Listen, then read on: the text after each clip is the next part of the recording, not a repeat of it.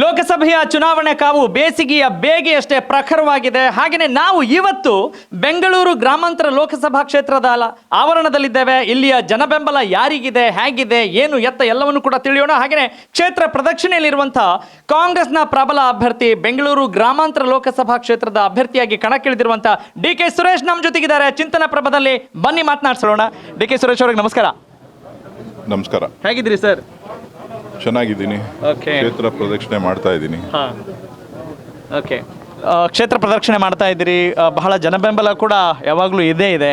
ಆದರೆ ಪ್ರತಿ ಬಾರಿ ಚುನಾವಣೆಗೆ ಹೋಲಿಸಿದಾಗ ಈ ಬಾರಿಯ ಚುನಾವಣೆ ತಮಗೆ ಎಷ್ಟು ವಿಶೇಷ ಅನಿಸುತ್ತೆ? ಎಲ್ಲ ಚುನಾವಣೆ ಥರ ಈ ಚುನಾವಣೆನೂ ಕೂಡ ಮಾಡ್ತಾ ಇದ್ದೀನಿ. Yes sir. ಸೊ ನನ್ನ ಚುನಾವಣೆ ಅನ್ನೋದಕ್ಕಿಂತ ಇದು ಸ್ವಾಭಿಮಾನಿಗಳ ಚುನಾವಣೆ.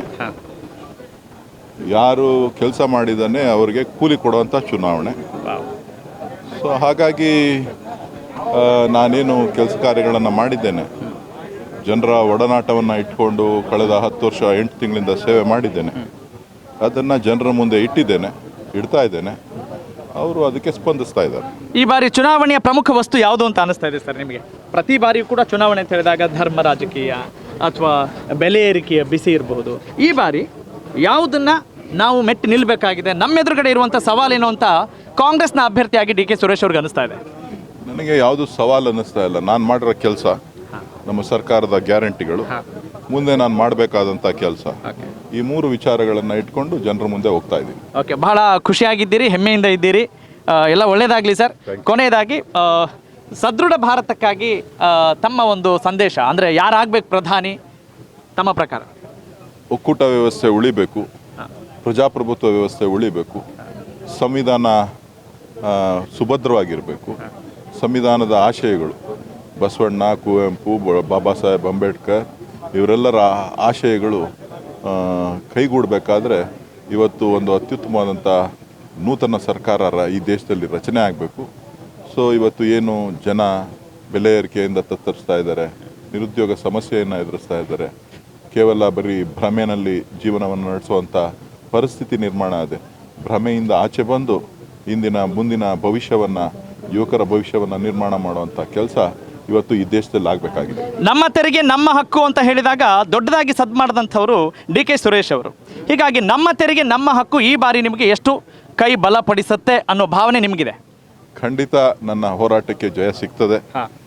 ಇವತ್ತು ಆ ಹೋರಾಟ ಇದು ನನ್ನೊಬ್ಬನ ಕೂಗಲ್ಲ, ಇದು 7 ಕೋಟಿ ಕನ್ನಡಿಗರ ಕೂಗು, ದಕ್ಷಿಣ ಭಾರತದ ಎಲ್ಲ ಭಾರತೀಯರ ಕೂಗು.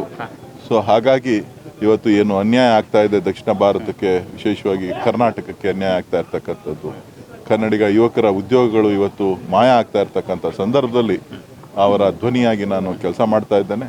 ಆ ಧ್ವನಿಗೆ ಶಕ್ತಿ ತುಂಬುವಂಥ ಕೆಲಸ ಈ ರಾಜ್ಯದ ಜನ, ಈ ಕ್ಷೇತ್ರದ ಜನ ಮಾಡ್ತಾರೆ ಅಂತಕ್ಕಂಥ ವಿಶ್ವಾಸ ನನಗಿದೆ.